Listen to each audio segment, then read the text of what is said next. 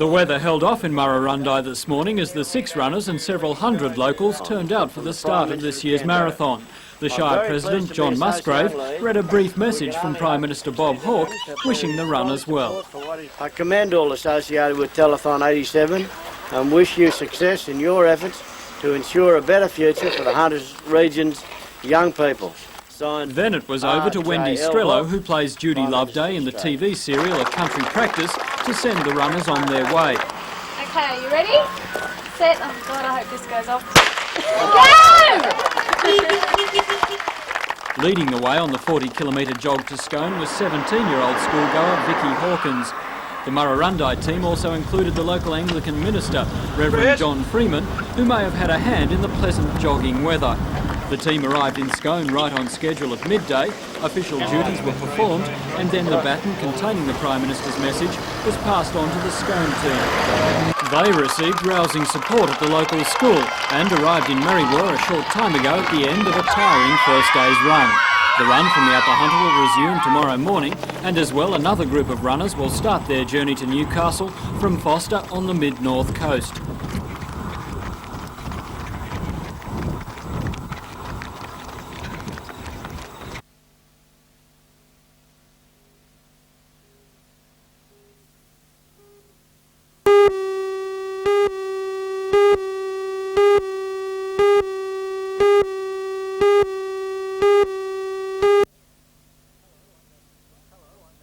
Hello, I'm Matthew Clark and welcome to the NBN Telethon Marathon Report. Day 2 today, and while the runners from the Upper Hunter continued on their way to Newcastle, another group set out from Foster Tuncurry on the mid-north coast. As the first sunny day for days was taking shape in the twin towns of Foster Tuncurry, the first runners on the second route of the marathon were getting ready for the road ahead. Route 2 takes the runners to Newcastle along the coastline, and as well as the teams of joggers, it will include sections on oyster punts, rubber duckies and catamarans as it crosses the Myall Lakes and Port Stephens. But today it was all on bitumen as the Foster Tuncurry team plodded their way towards the Holiday Haven area of Pacific Palms. On the open road, the joggers ran 1 and 2 out, as others had a breather in the escort van. One runner, 42-year-old Roger Kershaw, used the run as a warm-up for the Great Lakes Triathlon in a few weeks. The team passed the baton on to runners from the Pacific Palms team at the local recreation club. The run to Bulahdelah on the windy mountain road is one of the tougher legs of the marathon, and they're due to arrive in Bulahdelah mid this afternoon.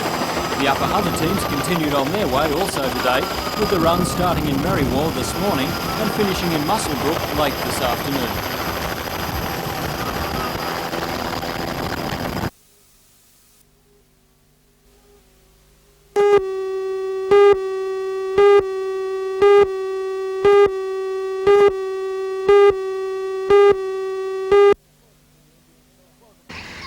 Welcome to the NBN Telethon Marathon Report. I'm Matthew Clark. Day 3 today and the marathon is in full swing. Runners are running towards Newcastle from all parts of the Hunter Valley, and as well this afternoon there are many boat events across the Myall Lakes and Port Stephens. This morning the runners en route to Newcastle from the Upper Hunter were steadily moving closer to the final destination. The Merriwa team had dropped off the baton containing the Prime Minister's message in Muswellbrook yesterday, and today the runners from Muswellbrook started out on their 50-kilometre run to Singleton. The team includes 2 female runners in Jan Ledgerwood and Andrea Fraser, and both say they're doing the distance to show that women can do it as well as the men. Also running with the team is an athlete who has just returned from representing Australia in the World Visually Impaired Games in Sweden. John DeMandel is taking part because he believes it's a worthwhile cause and as training for the upcoming national titles. As well as the Upper Hunter runners, another group started this morning from Gloucester. But for something different this afternoon, the teams coming down the coastline from Foster will cross the Myall Lakes and Port Stephens in rubber duckies, oyster punts and catamarans. For more highlights, join us in the NBN News tonight at 6.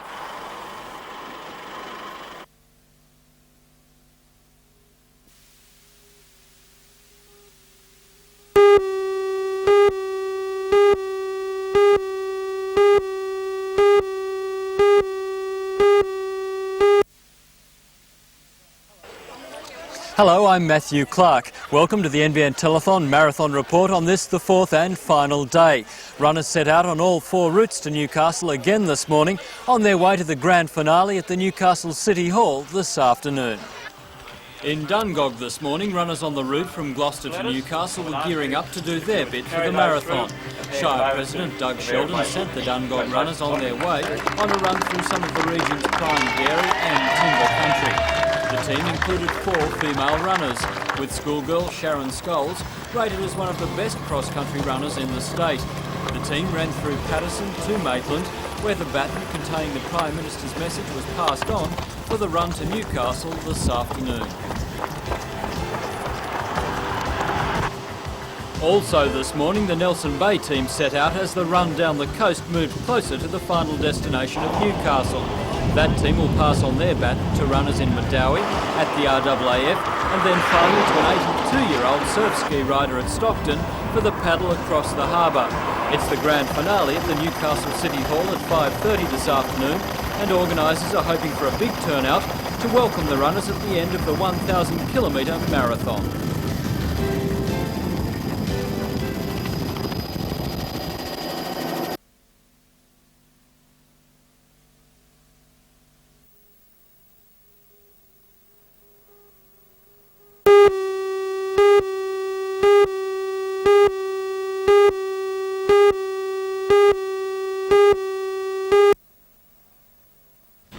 For the telethon from the Prime Minister, and then he'll hand over to Wendy Strait. Thursday morning, the town of Murrurundi right at the top of the Hunter Valley. 6 runners and several hundred locals turn out for the start of the 1987 NBN Telethon Marathon. As the wet weather holds off the small town, a message from Prime Minister Bob Hawke wishing the runners well is read by Shire President John Musgrave. I commend all associated with Telethon 87 and wish you success in your efforts to ensure a better future for the Hunters Region's young people. Signed, R.J.L. Hawke, Prime Minister of Australia. Then over to Wendy Strello, who plays Judy Loveday in the TV serial A Country Practice, to send the first group of runners on their way.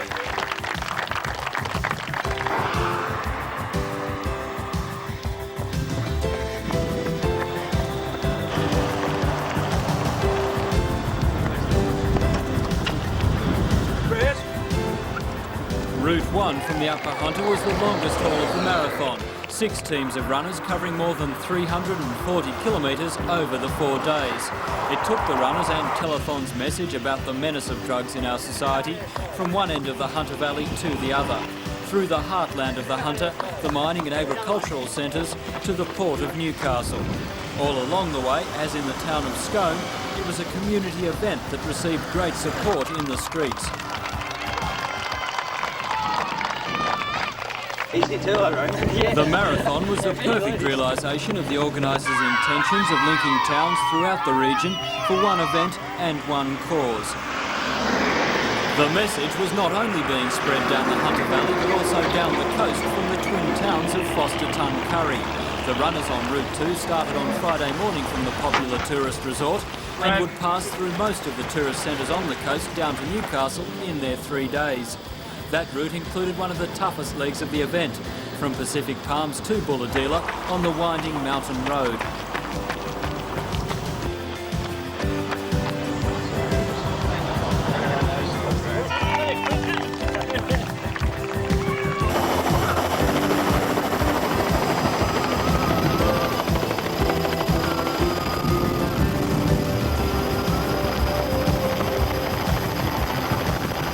Route 2 would also see the event leaving the bitumen and entering the water as teams crossed the Myall Lakes and Port Stephens in oyster punts, catamarans and rubber duckies.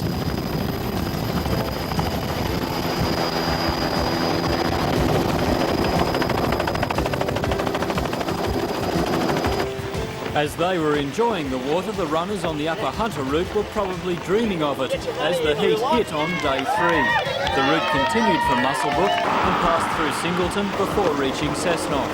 Day 3 also saw the start of the 3rd route down to Newcastle from Gloucester.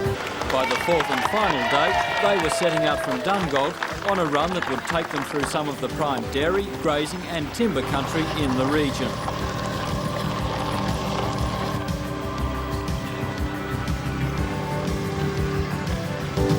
This morning also saw another group of runners joining the marathon. Theirs was only a shorter leg and included a stint on water skis across part of Lake Macquarie. By this afternoon though, it was back on the road as runners on all 4 routes made off on the final run to Newcastle, batons in hand and 4 long days behind them.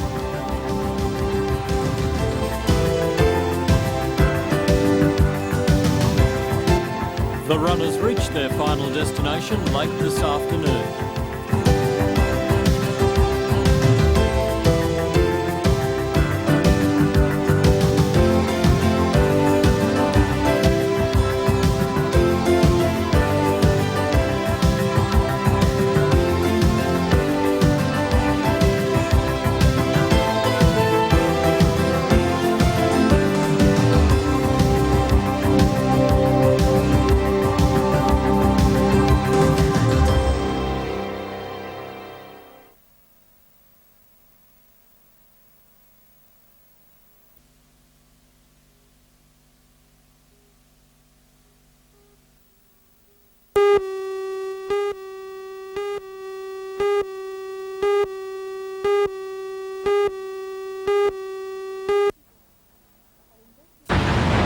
An investment like this one at Yunnan coal mine seems to defy the current climate, with Japanese buyers pushing for cuts in prices and other traditional markets drying up. Chairman of the board of Yunnan Coal, Jeff White, says it's questionable that the company would make the same decision today, but 12 months ago, he says, it appeared viable. Mr White says the $40 million extension to the No. 2 mine will make it the longest longwall mine in Australia, with 1.5 million tonnes of steaming coal mined there each year. While Mr White admits that Yunnan is one of the more fortunate coal mines, he believes the government could go a long way towards helping the ailing industry by cutting some of its charges. I'd like to see them seriously consider rail freights relative to the distance. We are paying something in the order of nearly 6 cents a tonne kilometre a day, which is far too much. Our competitors throughout the world are in the 2 cent range.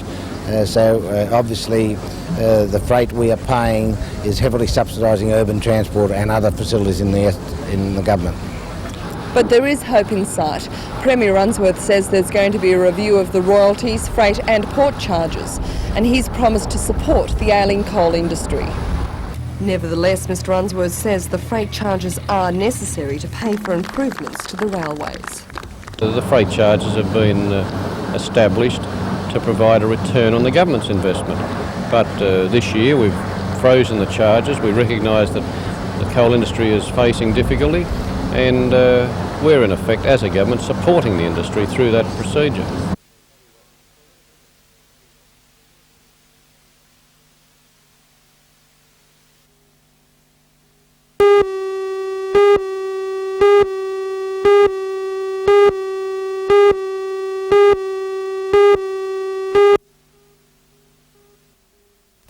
The Foundation's appraisal of the situation is based on Australian Bureau of Statistics figures, which show 23,500 people unemployed in the Hunter in November.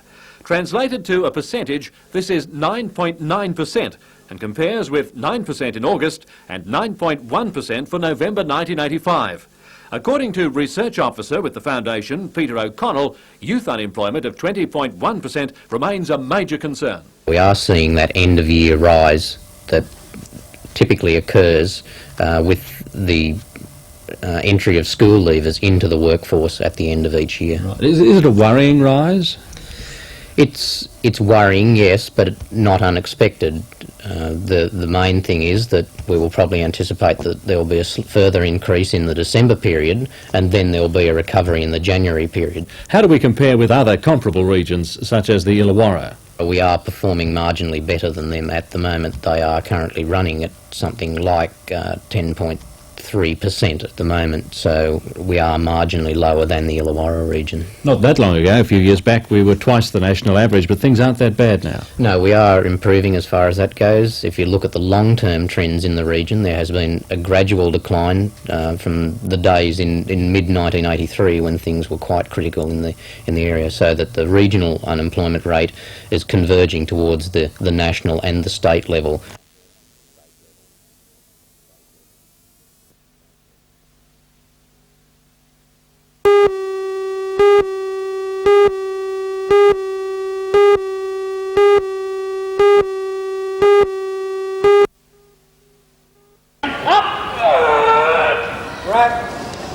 It's perhaps a more energetic way to spend a Saturday morning than most of us would choose.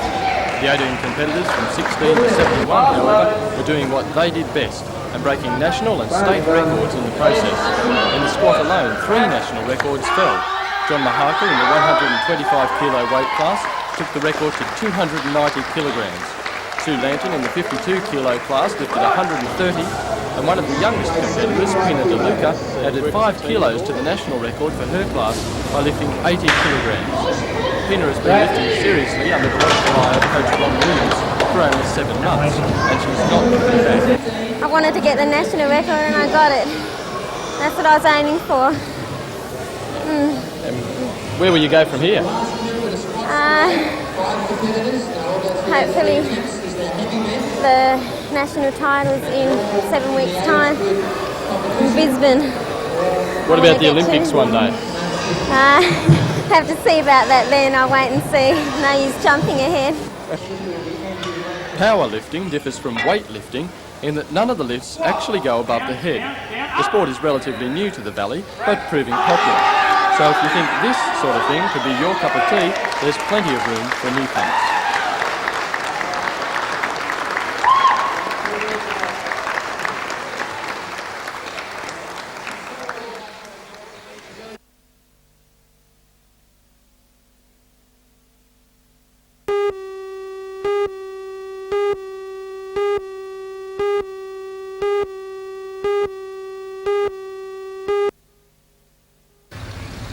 The occupants of 7 Mitchell Street, Merriweather, were watching television just before 8 p.m. last night when they heard a loud crash and their house shook. Outside, a Gemini sedan had ploughed into the side of their weatherboard cottage. Resident Mark Bardia was shaken by the incident. The bed was thrown halfway across the room, just the wood furniture is just all thrown to the one side of the house, and I'm glad I wasn't asleep, or I could have probably been with him up in hospital. Police at the scene say the driver of the Gemini appeared to have lost control of the vehicle as it rounded a curve on Mitchell Street.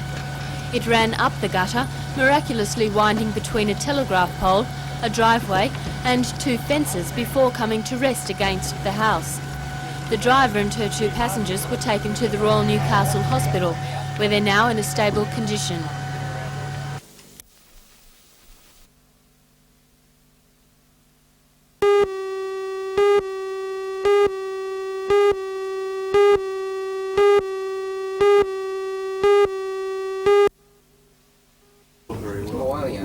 More than 100,000 long-term dole recipients throughout Australia are expected to be interviewed over the next 12 months by officers of the Department of Social Security. It's hoped these investigations of people who've been on the dole for more than 2 years will uncover some cases of fraud and overpayment of benefits.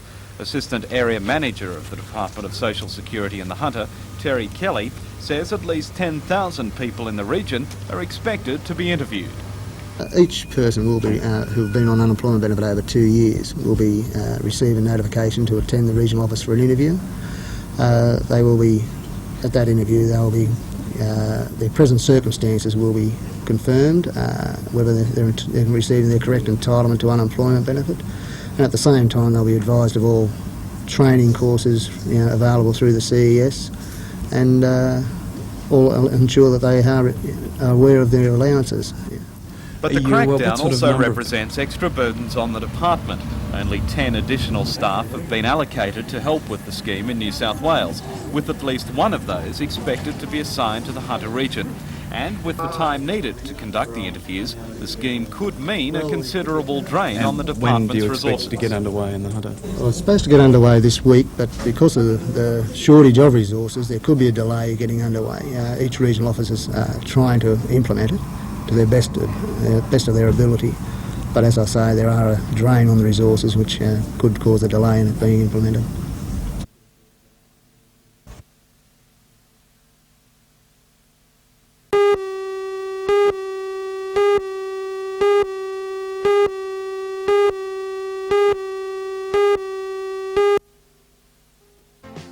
Hello, I'm Helen Hughes. The residents of Woy Woy today received some happy news to help them celebrate Senior Citizens Week.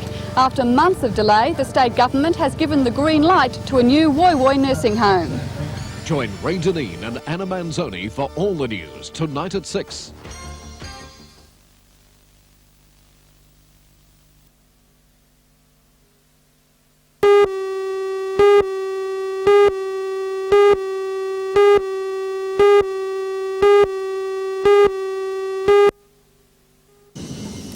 The Mirage was taking part in a joint Australia-New Zealand exercise off the New South Wales seacoast. 16 kilometres off the coast, due south from the Port Stephens lighthouse, it appears the Mirage engine failed. A fire warning light came on in the cockpit and the pilot, Flight Lieutenant Peter Batten, ejected. A fishing boat, the Catabunda, was just 500 metres away from where the wreckage entered the water. Skipper Peter Hassel helped to rescue the pilot. What sort of condition was he in? In quite normal condition, I think probably a bit paler face than normal, I would say, for him, but obviously... He'd been well trained, didn't he? Yeah, I'd say very well trained, and he knew exactly what he was doing. This vision was taken on board the Catabunda with a home video camera. It shows the pilot, Peter Batten, apparently unharmed by the ordeal.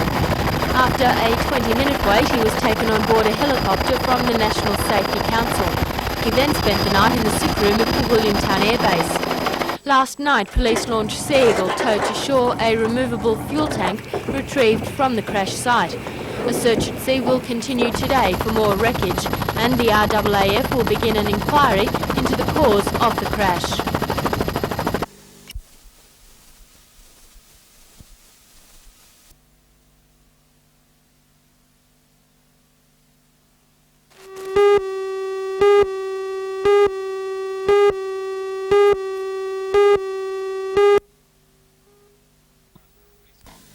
The Hunter region is one of 4 to get state government funding to increase local community services.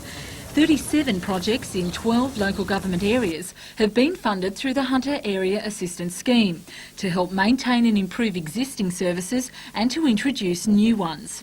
In the Port Stephens Shire, $61,000 has been allocated between daycare centres, a youth worker and the landscaping of the Hunter Region Botanical Gardens. In the Great Lakes area, more than $40,000 will go towards 4 new projects, including the construction of a sports facility for Aboriginal children.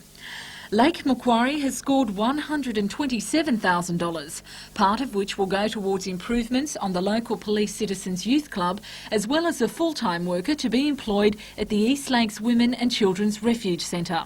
And in Newcastle, continual funding will be given to the Foster Grandparents Scheme, the Pensioners Advisory Service and the city's Financial Counselling Service, totalling $81,000, while more than $37,000 will be distributed to child and community development centres.